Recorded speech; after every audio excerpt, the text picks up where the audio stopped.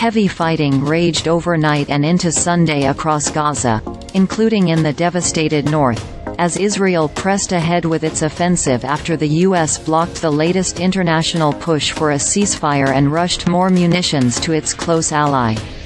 Israel has faced rising international outrage and calls for a permanent ceasefire after the killing of thousands of Palestinian civilians. Nearly 85% of Gaza's 2.3 million people have been displaced within the besieged territory, where UN agencies say there is no safe place to flee.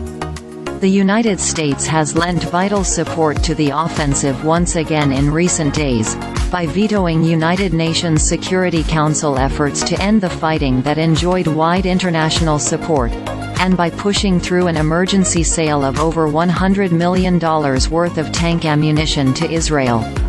Israeli Prime Minister Benjamin Netanyahu thanked U.S. President Joe Biden for the important ammunition for the continuation of the war, and for supporting Israel at the Security Council. The U.S. has pledged unwavering support for Israel's goal of crushing Hamas military and governing abilities, and returning all the hostages captured in the October 7th attack that triggered the war. Hamas and other Palestinian militants stormed into southern Israel that day, killing some 1,200 people and capturing around 240, over 100 of whom were released during a week-long ceasefire late last month. Netanyahu's office said Sunday that Hamas still has 117 hostages, as well as the remains of 20 people killed in captivity or during the October 7th attack. The militants hope to exchange them for large numbers of Palestinians imprisoned by Israel.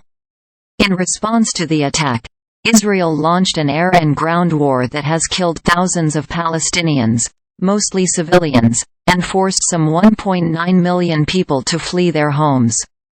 With only a trickle of aid allowed in, and delivery rendered impossible in much of the territory, Palestinians face severe shortages of food, water and other basic goods. UN Secretary-General Antonio Guterres, who invoked a rarely used power last week to call for a ceasefire, said, "We are facing a severe risk of collapse of the humanitarian system.